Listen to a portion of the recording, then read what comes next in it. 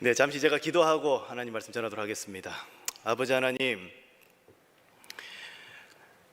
주님께서 우리를 어찌나 사랑하시는지요. 이 세상 가운데서 고와 같이 우리를 내버려 두지 않으시고 친히 우리를 찾아와 주셔서 우리의 죄의 문제를 담당하시고 또 사망 권세 이기시고 부활하셔서 우리의 주와 그리스도가 되신 주님, 그 주님을 바라보고 그 주님을 찬양하고 그 주님 앞에 나아갑니다. 이 시간 우리의 모든 심령이 그 주님 한 분만을 온전히 바라보며 그렇게 한 걸음 한 걸음 나아갈 수 있는 귀한 시간 될 수 있도록 주님 함께하여 주시옵소서. 이 모든 말씀 주님께 의탁드리오며 다시 오실 우리 주 예수 그리스도의 이름으로 기도 올려드렸습니다. 아멘. 자, 오늘은 이렇게 인사를 좀 나눠볼까요? 우리 주님 부활하셨습니다. 네, 부활의 능력으로 살아갑시다. 그와 함께 사랑하고 축복합니다. 눈을 마주치시면서 네, 감사합니다. 자, 우리가 함께 나누는 인사와 같이 우리의 삶이 부활의 능력으로 매일매일을 살아가게 되기를 주 예수 그리스도의 이름으로 축복합니다. 사랑하는 여러분들, 여기 계신 분들한테 사실 이런 질문을 드리는 것 자체가 굉장히 죄송한데요. 부활주일이니까 여러분 부활을 믿으십니까? 네, 당연히 믿으시겠지요. 지금 우리 이 자리에 그렇기 때문에 앉아 있지 않는가 싶습니다. 다시 한번 제가 그러면 질문을 드려볼게요. 그 부활이 쉽게 믿어지시던가요? 개인마다 어떤 정도의 차이는 있겠지만 아마도 각자 고민하는 시간들이 분명히 있었으리라고 여겨집니다. 그리고 그 부활이 정말 믿겨지고 받아들여지고 우리의 지정의를 통하여서 전인격적인 동의가 이루어졌기 때문에 지금 이 자리에 앉아 계시는 것이고 이렇게 신앙생활을 해가고 계시는 것일 겁니다. 그만큼 이 부활이라는 것은요, 참 쉬운 주제가 아닌 것은 사실입니다. 믿는 우리에게도 처음에 그랬던 것처럼 비그리스도인들, 아직 신앙을 갖지 않고 하나님에 대해서 잘 모르는 사람들, 그 신앙을 갖지 않는 사람들에게 있어서 이 부활이라는 것이 기독교 신앙을 향해 나아가는 데 있어서 굉장한 걸림돌이 된다라는 것을 여러 사람들을 만나면 알게 됩니다. 그들이 왜 이 부활 사건이 믿기 힘든 사건이 될까요? 여러 가지 이유가 있겠지만 만약에 예수님이 실제로 다시 살아나셨다면 죽은 자는 결코 다시 살아날 수 없다라는 일반적인 그 법칙에서 벗어나는 예외적인 사건을 만나게 되기 때문에 그런 것이지요. 그렇기 때문에 이것이 믿기 힘든 부분입니다. 이와 더불어 이것이 계속적으로 일어나고 반복적으로 일어나는 것이 아니라 역사 가운데 어떻습니까? 단 한 번 예수님 안에서 이루어졌기 때문에 사람들이 그것을 쉽게 받아들이기가 어렵다는 것입니다. 이와 더불어서요, 비그리스도인들이 이 기독교 신앙을 갖는 데 있어서 몇 가지 성경에 나타나 있는 사건들 중에서 신앙을 갖는 데 걸림돌이 되는 것들, 쉽게 믿어지지 않는 것들이 몇 가지가 더 있는데 함께 좀 생각해 본다면요, 바로 하나님의 창조에 대해서도 쉽게 인정하기가 어렵다라고 합니다. 모든 자연 만물이 창조주 하나님에 의해서 창조되었다라는 것이 이들에게는 잘 받아들여지지 않는 주제입니다. 왜냐하면 반복적인 실험을 통해서 이것을 증명해낼 수가 없는 영역이기 때문에 이 창조라는 것을 받아들이는 것이 쉽지가 않다는 것입니다. 또한 부활과 같이 이 받아들이기 힘든 부분이 하나가 더 있을 것인데 그것이 바로 동정녀 사건인 것이죠. 네, 그렇죠? 여러분, 동정녀 탄생, 이것 또한 왜 받아들이기 힘든 부분일까요? 우리가 상식적으로 아는 데 있어서 아기가 태어나는 데 있어서 남자와 여자 사이에서 태어난다는 그 일반 법칙의 예외를 만나게 되기 때문에 그 예외를 인정해야 하기 때문에 이것을 쉽게 믿고 받아들이기가 어렵다라는 것입니다. 그런 이야기는 마치 우리가 동화책에서 또 신화에서나 볼 수밖에 없었던 경험해보지 못한 사건이기 때문에 그것을 쉽게 받아들이기가 어렵다라는 것입니다. 제가 비그리스도인과 대화를 하면서 경험했던 성경의 내용이 가장 큰 걸림돌, 그들이 생각하는 걸림돌이라고 생각하는 것들을 이렇게 한 세 가지 정도 한번 나눠봤었는데요. 그런데요, 이 세 가지, 창조, 또 이 동정녀 사건, 부활, 이것이 다 제가 이 내용들을 살펴보면요, 다 하나로 귀결될 수 있습니다. 무엇이냐면요, 하나님의 창조와 관련되어 있다는 것을 볼 수가 있었던 거예요. 이게 무슨 말일까요? 하나님께서 천지를 창조하신 분이라는 그 내용이 그들 마음 가운데 사실로 받아들여지고 믿어진다면 어떻게 될까요? 실제로 제가 예전에 사역하던 교회에서 한 청년과 있었던 일을 제가 한번 잠깐 나눠보면요, 이 친구가 교회 온 지 진짜 얼마 안 된 친구인데 굉장히 열심히 신앙생활을 하고 이 기독교의 모든 내용들을 받아들이고 성경을 믿고 또 살아가려고 몸부림치는 것을 볼 수가 있었습니다. 제가 너무 신기해서 그 친구를 불렀어요. 그래서 제가 이렇게 물어봤습니다. 아니, 어떻게 이렇게 빠른 속도로 기독교를 받아들이고 어떻게 빠른 속도로 이렇게 성장할 수 있었던 그의 동력이, 너의 원동력이 무엇이니? 이렇게 제가 물어봤습니다. 그랬더니 이 친구가 아주 명쾌하게 이렇게 대답을 하는 것입니다. 목사님, 저는요, 성경을 딱 펼쳤을 때 나와 있는 창세기 1장 1절 그 말씀, 그것이 딱 받아들여졌어요. 그것이 믿어지니까 성경의 모든 내용들이 다 수용이 되어지고 믿어지더라고요. 이렇게 저에게 대답을 해주는 것입니다. 저는요, 이 성경이 바로 천지창조로부터 시작하는 이유가 바로 여기 있다라고 여겨집니다. 하나님께서 온 세상을 창조하시고 생명의 창조주라는 것을 성경이 어떻게 합니까? 선포합니다. 그걸 애써 설명하거나 증명하려고 하지 않습니다. 왜 그렇습니까? 하나님이 그렇게 하셨고 또 하나님만이 그렇게 하실 수 있는 유일한 분이시기에 선포하시는 것입니다. 하나님이 천지 만물을 창조하셨다라고 성경은 선포하면서 하나님의 이야기를 펼쳐가고 있는 것입니다. 여러분, 이것이 우리에게 사실로 받아들여지고 온 세상이 하나님의 창조 작품으로 보이면 어떤 일들이 우리 가운데 일어날까요? 이 온 우주 만물을 만드신 창조주 하나님의 전지전능함을 우리가 인정하고 바라볼 수 있게 된다는 것입니다. 그리고 그분이 세상을 창조하신 분이시기 때문에 어떤 개념들이 우리 안에 탑재가 될 수 있습니까? 그분이 온 세상의 주인이시고 온 세상에 우리가 만왕의 왕이라는 개념들이 이게 다 창조주 하나님으로부터 나오는 개념이라는 것입니다. 여러분, 그래서요, 우리 기독교 신앙의 모든 부분들이 이 창조주 하나님을 인정하느냐에서부터 시작함을 알 수가 있습니다. 그 창조주 하나님을 인정하느냐 인정하지 않느냐가 하나님과 인간과의 관계, 죄의 개념, 구원의 개념, 세상을 심판하시는 심판주의 개념에서도 다 창조주 하나님과 연관이 되어 있음을 볼 수가 있습니다. 보세요, 여러분. 하나님의 천지창조를 보면서 우리는 하나님의 창조의 능력을 보게 됩니다. 이 창조의 능력은 모든 만물이죠. 모든 우주 만물부터 생명, 이 미문에 이르기까지 하나님께서 모든 만물에 생명을 주실 수 있는 유일한 분이시고 그것을 만드신 주가 되시는 것입니다. 그런 하나님께 능치 못할 일이 무엇이 있을까요? 찬양을 부르고 싶은데 능치 못함이 전혀 없으시는 전지전능하신 하나님, 오직 하나님께만 쓸 수 있는 단어가 아닐까 싶습니다. 여러분, 이런 개념에서요, 예수님의 동정녀 탄생을 한번 우리가 생각해 보도록 하겠습니다. 생물학적으로 여러분 그것이 불가능한 일입니다. 5살 된 제 아들도요, 아빠, 남자씨랑 여자씨랑 만나야 아기가 태어나지, 남자랑 여자랑 사랑해서 거기서 아기가 태어나지, 이런 이야기를 알아요. 5살짜리도. 그렇죠? 생물학적인 개념에서 그렇지 않습니까? 근데 우리의 상식으로 받아들여지지 못할 일들이 발생했다라고 성경은 전하고 있습니다. 그러나 여러분 보세요, 생명의 창조를 할 수 있는 창조 능력을 가진 하나님께 여러분 이것이 불가능한 일일까요? 아닌 것이죠. 온 세상을 시작하신 분께서 여자의 태 안에 새로운 생명을 잉태케 못하실까요? 그 능력이 그분께 없으실까요? 이 세상을 만드신 분이신데, 그렇죠? 아니죠. 충분히 그런 능력이 있으신 분이시죠. 아담을 만드신 하나님이 마리아의 몸 안에 새로운 생명을 잉태케 하는 것, 즉 창조하는 것은요, 절대 불가능한 일이 아니라는 것입니다. 여러분, 부활을 볼까요? 부활. 십자가상에서 예수님께서 죽으셨습니다. 그 죽으신 예수님을 다시 살리실 수 있는 유일한 능력을 가질 수 있는 분이 누구이실까요? 하나님만이 유일하게 그 일을 하실 수 있는 분이시라는 것입니다. 왜요? 창조주 하나님이시기 때문에.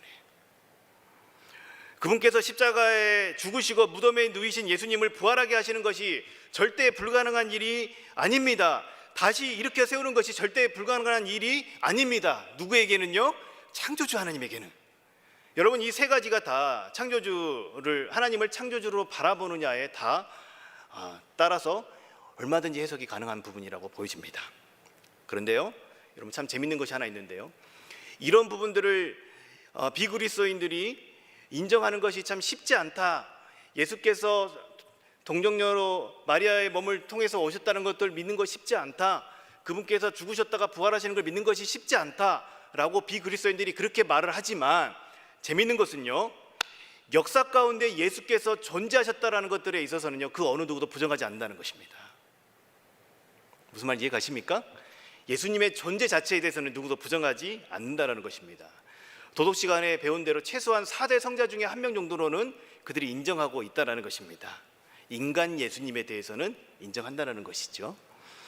그가 이 땅에 살았다는 것을 어느 누구도 부정하지 않습니다. 여러분, 이를 증명해 주는 그 자료가 있어서 여러분께 소개를 하는데요, 제가 이전에 한번 설교 시간에 나눴던 기억이 납니다.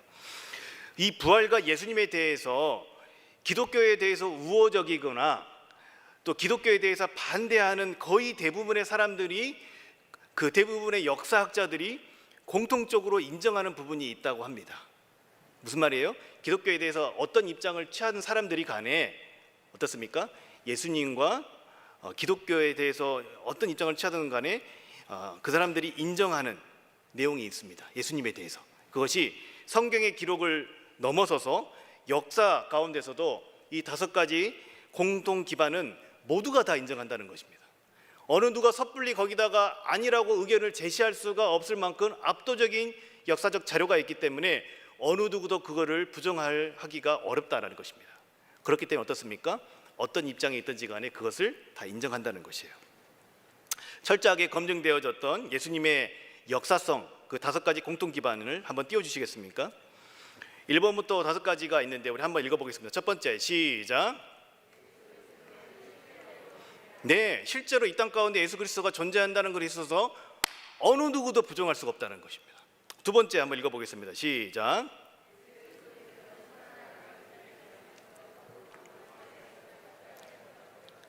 네, 실제로 예수께서 2000년 전 팔레스타인 지역에서 사셨고 예루살렘 성에서 두 강도 사이에서 십자가에 못 박혀 죽음을 경험했다라는 것들을 어느 누구도 부정할 수가 없는 역사적 사건이라는 것입니다. 세 번째 무엇일까요? 한번 읽어보겠습니다. 시작.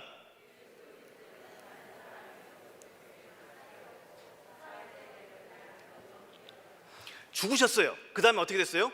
무덤 속에 장사되었고요, 3일이 지나니까 그 이후로 무덤은 비어 있었다는 것입니다. 네 번째 볼까요? 시작.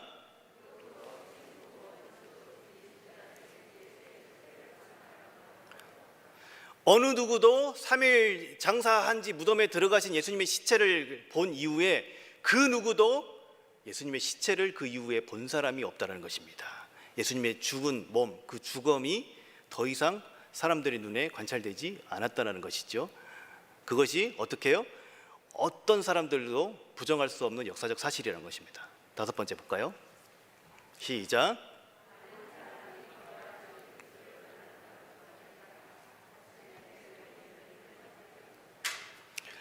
많은 사람들이 어떻게 했다고요?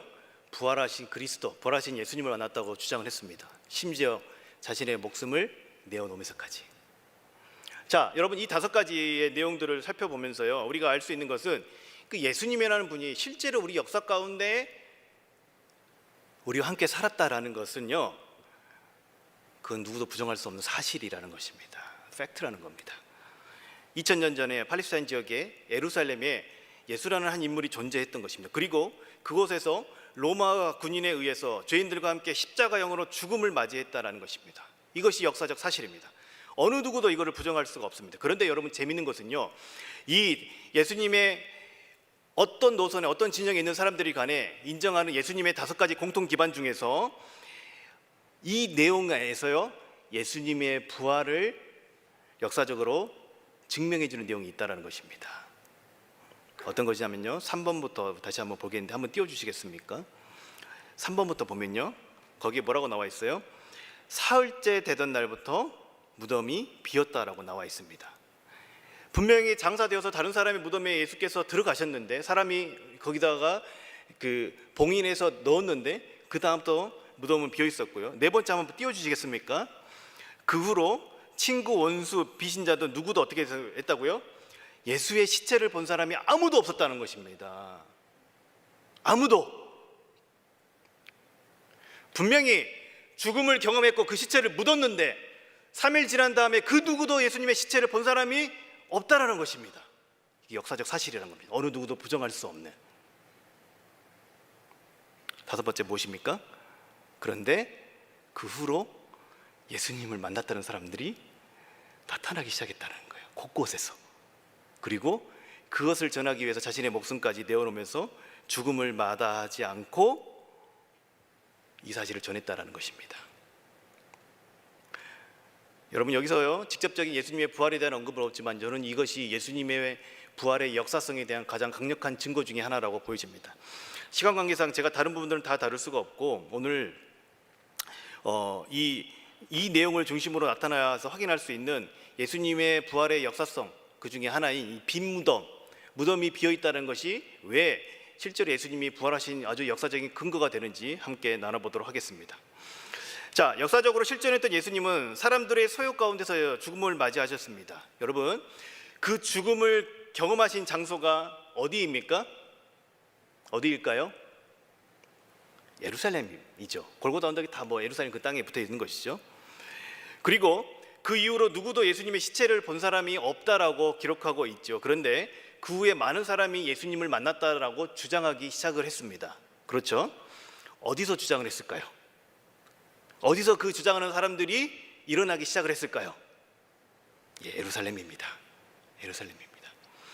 그 예루살렘 땅에서 공개적으로 처형을 당했고 또 공개적으로 장사되었고 부활도 같은 도시에서 선포되었다라는 것입니다. 그리고 실제로 우리가 잘 알고 있는 예수님의 제자 이 베드로는요, 십자가 사건이 있은 지 불과 몇 주 만에 그 예루살렘 성 안에서 대중들을 향하여서 이 예수를 하나님이 살리셨습니다. 우리가 이 일의 증인입니다 라고 사도행전 2장 32절에 선포하고 있습니다. 여러분, 그래서 어떤 일이 벌어집니까? 막 3,000명씩 5,000명씩 회심하고 주님 앞에 돌아온 일들이 그 예루살렘 성 안에서 지금 벌어지고 있다는 것입니다. 예수님의 부활 사건 이후에. 그런데요, 그 예수님이 공개 처형됐던 그 예루살렘에서 이 기독교가 발생되고 있는 거예요. 기독교가 태동되고 있는 것입니다. 그렇죠. 사도들의 복음을 전함으로 인해서 예수님을 십자가에 못 박았던 그 유대교의 지도자들에게는요, 이 예수님을 따르는 이들이 사실 골칫거리였던 것이죠. 자신들이 앞장서서 죽였던 그 예수를 하나님이 다시 살리셨다고 선언하고 다녔고, 많은 사람들이 이에 응하면서 이 성이 요동치고 많은 사람들이 그 예수를 믿는 믿음 안으로 들어가고 있었던 것입니다. 자신들의 자리가 위협받는 순간인 것이죠. 그래서 그들이 선택한 것이 무엇입니까? 예수를 주로 고백하는 이들, 예수의 부활을 믿는 사람들, 예수의 부활을 전하는 사람들을 박해하기 시작했습니다. 그렇죠? 거기 어디서부터 박해를 했어요? 예루살렘에서부터요. 그 박해에 앞장선 사람이 누구입니까? 사도 누구요? 사도 바울 아니겠습니까? 그 박해로 인해서 순교한 사람이 누구입니까? 스데반이가 아니겠습니까? 그게 다 어디서 일어난 겁니까? 예루살렘 성에서요. 여러분, 잘 생각해 보십시오. 그렇게 박해를 했던 이들이 예수님을 무덤에 두고 어떻게 했습니까? 예수님께서 생전에 죽으시기 전에 다시 살아난다고 했던 이야기를 그들이 또 듣고 알고 있었습니다. 그래서 그 무덤을 봉인하고 경비병들을 시켜서 그거를 지키게 했습니다. 그 일들을 어떻게 했냐면요, 이 무덤은요 사실은요 직접 이들의 손에 있었다고 해도 과언이 아닙니다. 그렇죠? 그런데 예루살렘에서 부활하신 예수님을 보았다는 사람들이 곳곳에서 생겨납니다. 그들이 직접 봉인하고 그들이 직접 지키고 있었는데 한쪽에서는요 그 부활하신 예수님을 만났다라는 사람들이 생겨난 것입니다. 자, 그런 사람들이 한두 명이 아니라 갑자기 막 3,000명 5,000명씩 막 그 사실을 믿어요. 온 성이 소요돼요. 여러분, 그거를 어떻게 하면 단번에 멈출 수가 있겠습니까? 자신들이 지키고 있었던 그 무덤을 열어서 예수님의 시체를 그들의 눈앞에 보이면 모든 것이 끝나는 것입니다. 그렇죠? 그것이 모두가 어디서 일어났기 때문에요? 예루살렘에서 일어났기 때문에 그 예루살렘에 있던 성에서 예수님의 시체를 꺼내서 그들에게 보이면 그 모든 소요가 다 끝나는 것입니다. 예수님의 부활을 목격하고 그것을 증언했던 수많은 사람들은요, 그 예수님의 시체 앞에 다 거짓말쟁이가 될 수밖에 없었던 순간이에요. 로마 당국자나 유대 당국자가 무덤에 가서 확인만 해주면 되는 것이었습니다. 그러나 그들은요, 그렇게 하지 못했습니다. 자신들이 봉인하고 자신들이 지켰던 그 무덤에서 예수님의 시체를 꺼내서 그들에게 보이지 못했다는 것입니다. 왜 그랬을까요? 그 무덤은 비어 있었기 때문에 그렇습니다. 예수님께서 장사되어 붙이셨던 그 무덤은 비어 있었기 때문에 그런 것입니다. 여러분, 그들이 무덤을 확인 안 했을까요? 아니요, 분명히 확인했습니다. 그리고 그 빈 무덤을 확인하고 나서 이들이 퍼뜨린 소문이 무엇입니까? 제자들이 그 예수님의 시체를 훔쳐갔다라고 그렇게 소문을 의도적으로 퍼뜨렸다고 성경은 기록하고 있지요. 그런데 여러분, 시신이 그대로 그곳에 있었다고 한다면 굳이 훔쳐갔다는 소문을 낼 필요가 있을까요? 아니죠. 없었기 때문에 그런 소문을 만들어서 퍼뜨렸던 것이죠. 여러분, 무덤이 비어 있었다라는 것을 이들이 암묵적으로 시인하게 된 것입니다. 설령 제자들이 무덤을 지키고 있었던 이 경비병들의 눈을 피해서 예수님의 시체를 들키지 않고 훔쳤다고 해보겠습니다. 그런데 여러분, 그 제자들이 어떤 제자들입니까? 예수님께서 십자가에 달리시기 전에 그 겁에 질려서 예수님을 부인하고 뿔뿔이 흩어졌던 제자들 아니겠습니까? 그런 사람들이 갑자기 며칠이 지나서 용기를 내어가지고 시체를 훔친다는 것이 여러분 말이나 됩니까? 또 그리고 그 부활하신 주님을 그 거짓된 사실을 위해서 자신의 목숨까지 내어줄 만큼 그런 용기 있는 제자들이 어디 있었냐는 것입니다. 그리고요, 성경은요, 예수님께서 부활하신 다음에 그 빈 무덤을 보았던 첫 번째 증인을 누구라고 이야기하고 있습니까? 막달라? 마리아. 남자입니까? 여자입니까? 마리아라는 이름을 가진 남자를 보셨습니까? 저는 아직까지 못 봤어요.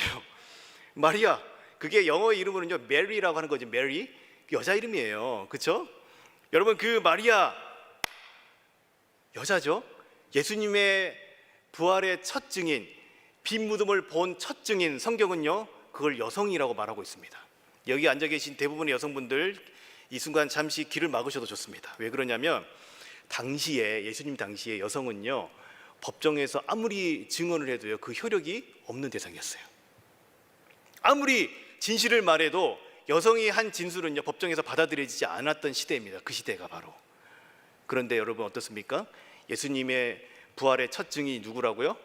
여성들이었다고요.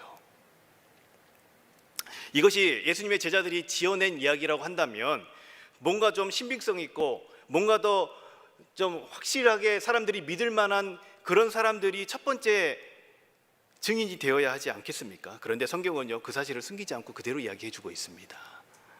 꾸밀 필요가 없었기 때문에 그런 것이죠. 왜냐하면 무덤은 비어 있었고 우리 주님은 영광스럽게 부활하셨기 때문에 그런 것입니다. 그렇기 때문에 더 이상 예수님의 시체를 사람들은 볼 수가 없었던 것입니다. 아까 제가 말씀드렸던 어떠한 진영에 서 있는 역사학자들도요 기독교를 옹호하던, 기독교를 찬성하던, 기독교를 위하던, 기독교를 반대하던 어떤 사람들도 동의하는 5가지 공통 기반에서 알 수 있듯이 예수님의 시체는 장사한 뒤 그 누구도 볼 수 없었기 때문에 그 누구도 찾을 수가 없었다는 것입니다. 심지어 그 무덤을 지키고 있었던 경비병들마저도 예수님의 시체를 볼 수가, 장사한 이후 시체를 볼 수가 없었다는 것입니다. 장사된 이후에 예수님의 제자들도요 예수님의 시체가 무엇일까? 죽은 몸, 이 죽음을 보았던 사람은 한 명도 없습니다. 왜 그렇습니까? 성경대로 예수님께서 3일 만에 다시 살아나셨던, 부활하셨기 때문에 그런 것이죠. 그렇기 때문에 더 이상 누구도 예수님의 시체를 볼 수가 없었던 것입니다. 그리고 부활하신 예수님을 만난 사람들은 예수님의 시체를 본 것이 아니라 영광스러운 주님의 부활의 몸을 보게 된 것이죠. 그렇기 때문에 예수님의 시체를 두었던 무덤은 비어 있을 수밖에 없었던 것입니다. 여러분, 이 모든 일이 다 어디서 일어났다고요? 예루살렘에서 일어났습니다. 예루살렘. 오늘 성경에 기록된 37절, 38절, 39절 이렇게 나타나 있는 유대인의 땅과 예루살렘에서 그가 행한 모든 일을 경험했던 그 사람들 앞에서 이것이 일어났다라는 것입니다. 그들은 당신의 눈앞에서 죽으신 예수께서 다시 부활하셔서 그 무덤이 비어있다라는 그 사실을 경험했던 것입니다. 이를 통해서 예수님께서 말씀하셨던 3일 만에 다시 살아난다는 말씀이 성취되었다라는 것을 그들은 경험했던 것이에요. 이것이 바로 예수님의 부활의 역사적 증거가 되는 것입니다. 이렇듯 역사학자들이 5가지 공통 기반에서 말하고 있는 그 내용을 통해서도 우리는 예수님의 부활의 역사적 증거를 찾아볼 수가 있는 것입니다. 기독교는 바로 그 예루살렘에서 예수님의 죽으심과 부활하심의 그 장소에서 출발했습니다. 자, 이러한 사실을 경험하게 된 사람들, 이 사실에 대한 경험했던 사람들, 그 사람들이 어떻게 되냐면요, 이제 증인이 됩니다. 그냥 그 사실을 알게 된 사람들이기 때문에 증인이 나타납니다. 오늘 우리가 읽었던 본문에서도요, 반복적으로 이 증인이라는 단어가 나옵니다. 39절에 보면요, 그가 행하신 모든 일에 대해 어떻게 해요? 증인이라고 기록되어 있죠. 좀 41절 보겠습니다. 오직 미리 택하신 무엇이라고요? 증인이라고 기록되어 있습니다. 그리고 이어서 뭐라고 말합니까? 그 증인이 어떻게 했다고요? 증언하게 되었다라고 말씀하고 있습니다. 42절과 43절의 내용이 기록되어 있지요. 여러분, 자, 39절과 41절에 나타난 증인이 42절 이하의 내용들을 증언하는 사람들이 된다라는 것입니다. 그렇죠? 여러분, 증인이라는 사람들은 어떤 사람들이냐면요, 어떤 사실을요 이렇게 증명하는 사람들을 증인이라고 말합니다. 어떤 사건에 대해서 그 사건을 어떻게 해요? 자신이 보증하고 증거를 들 수 있는 사람들을 증인이라고 말한다라는 것입니다. 그 증인들이 그들이 증인으로서 증언하는 내용의 핵심이 무엇이냐면 38절부터 43절까지의 내용에 나타나 있습니다. 이것을요 조금 더 다른 번역인 새번역 말씀으로 우리 함께 볼 텐데요, 새번역 말씀으로 저랑 여러분들 한 절씩 교독하여서 38절부터 43절까지 말씀 함께 봉독하겠습니다. 하나님께서 나사렛 예수께 성령과 능력을 부어주셨습니다. 이 예수께서는 두루 다니시면서 선한 일을 행하시고 악마에게 억눌린 사람들을 모두 고쳐주셨습니다. 그것은 하나님께서 그와 함께 하셨기 때문입니다. 우리는 예수께서 유대지방과 예루살렘에서 하신 모든 일의 증인입니다. 사람들이 그를 나무에 달아 죽였지만 하나님께서 그를 사흘날에 살리시고 나타나 보이게 해주셨습니다. 그를 모든 사람에게 나타나게 하신 것이 아니라 하나님께서 미리 택하여 주신 증인인 우리에게 나타나게 하셨습니다. 그가 죽은 사람들 가운데서 살아나신 뒤에 우리는 그와 함께 먹기도 하고 마시기도 하였습니다. 이 예수께서 우리에게 명하시기를 하나님께서 자기를 살아있는 사람들과 죽은 사람들의 심판자로 정하신 것을 어떻게 하라고요? 사람들에게 선포하고 증언하라고 하셨습니다.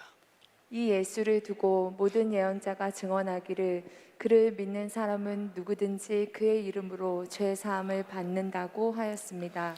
여러분, 이 예수님께서 생전에 하셨던 사역, 그리고 그의 죽으심과 부활, 이 모든 것이 하나님이 이루셨다라는 것을 어떻게 해요? 증언하는 것입니다. 여러분, 거기서 끝나는 것이 아니라 누구든지 예수님을 믿는 그의 이름으로 죄사함을 받아서, 믿는 사람들은 죄사함을 받아서 심판으로부터 참 자유함을 얻게 된다는 그 사실을 어떻게 해요? 증거케 하셨다라는 것입니다. 하나님께서 다시 살리신 그 예수께서 살아있는 자와 죽은 자의 재판관이 되셨다, 그 사실을 전하라는 것입니다.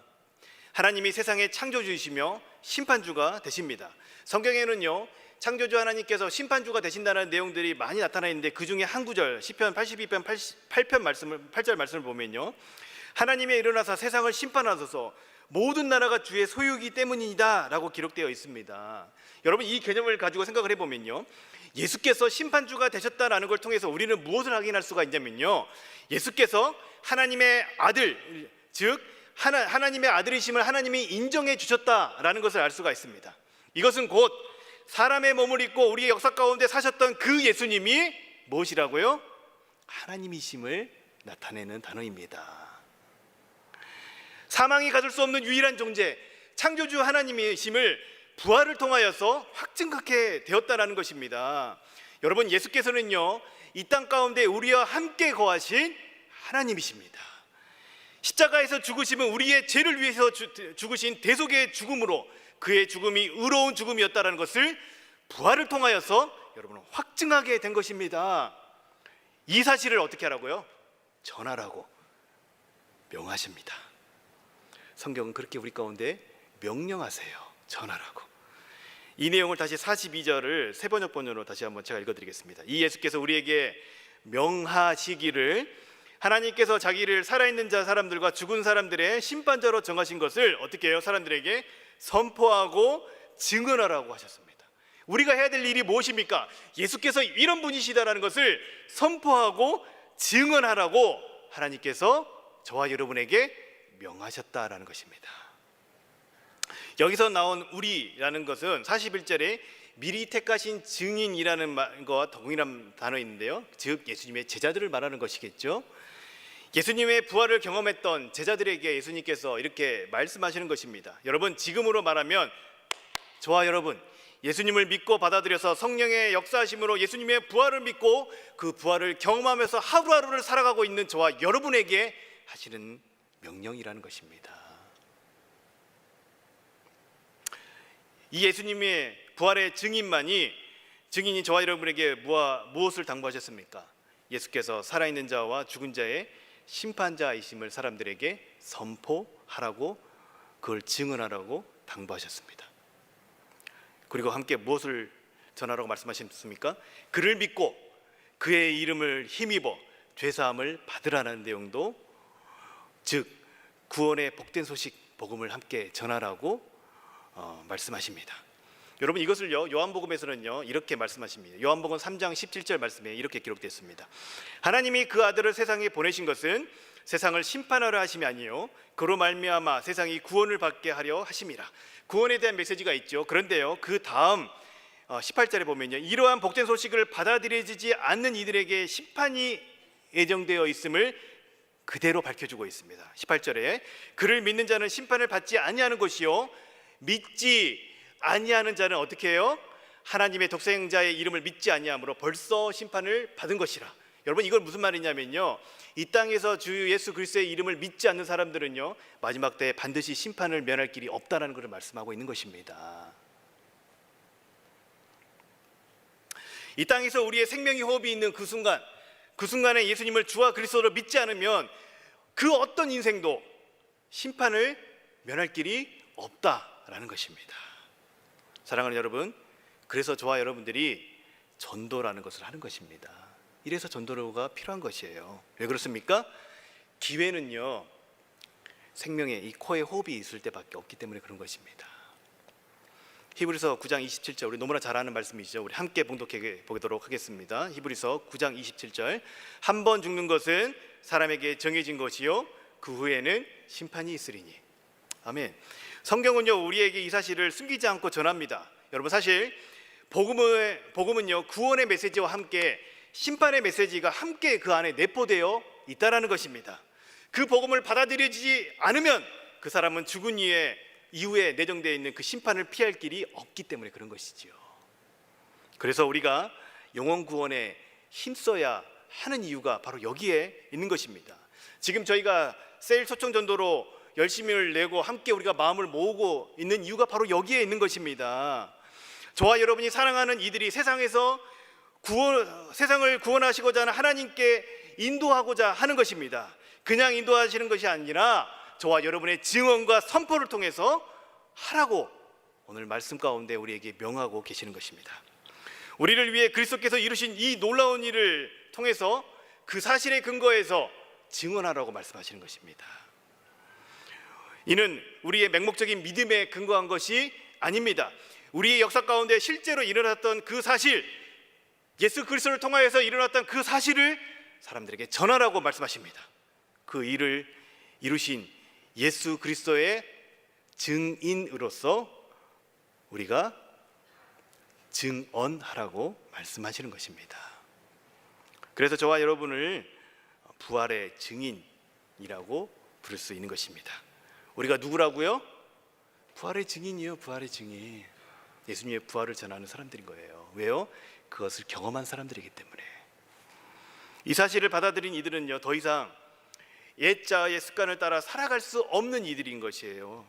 자신의 옛자가 어떻게 됐습니까? 그리스도와 함께 십자가에 못 박히셨기 때문에 더 이상 옛자를 따라서 살아갈 수가 없는 것입니다. 그리고 그리스도와의 연합을 통하여서 우리는요, 그리스도의 부활에 참여한 자가 되는 것입니다. 그 부활의 증인들은 그리스도를 통해서 얻게 된 새로운 새 생명으로 새로운 삶을 살아가는 사람들인 것입니다. 그래서 어떻습니까? 더 이상 죄가, 사망이 저와 여러분을 지배할 수가 없는 새로운 존재가 된 것이지요. 그 대신 그리스도의 부활의 생명력이 저와 여러분을 지배해 갈 것입니다. 부활의 능력으로 매일매일을 살아갈 수 있는 존재가 바로 저와 여러분, 우리 부활의 증인들 가운데 일어난 영적인 변화이고, 이것이 우리의 정체성입니다. 이러한 이 부활의 증인들의 증언과 삶을 통하여서 죄의 종로로 타는 이들이 그리스도께 돌아오게 되는 것입니다. 그리고 그들은 죽음 이후의 심판을 면하게 된 것입니다. 여러분, 우리가 이 일을 위해 주님께서 우리를 먼저 택하셔서 먼저 하나님의 이 놀라운 일들을 경험케 하시고 믿게 하시고 성령을 통하여서 그 모든 사실을 우리 안에서 선명하게 받아들이고 살아가게 하셨던 것입니다. 사랑하는 여러분, 오늘 말씀은요, 저와 여러분에게 여러분을 그 증인으로 부르셨다라고 말씀하십니다. 그리고 함께 그들에게 가서 선포하라고 명하십니다. 그렇게 주님 앞에 증인으로 살아가고자 할 때에 저와 여러분의 삶 가운데에 주의 손이 함께 하실 것입니다. 또한 부활의 능력으로 살게 하시어 많은 증거를 우리의 삶 가운데 지니는 인생이 되게 하실 것입니다. 여러분, 우리 그렇게 힘있게 이 땅을 살아갈 때 하나님께서 우리의 생명의 호흡을 우리 가운데 주시는 동안에 힘있게 부활의 증인으로 살아가는 저와 여러분이 되기를 축복합니다.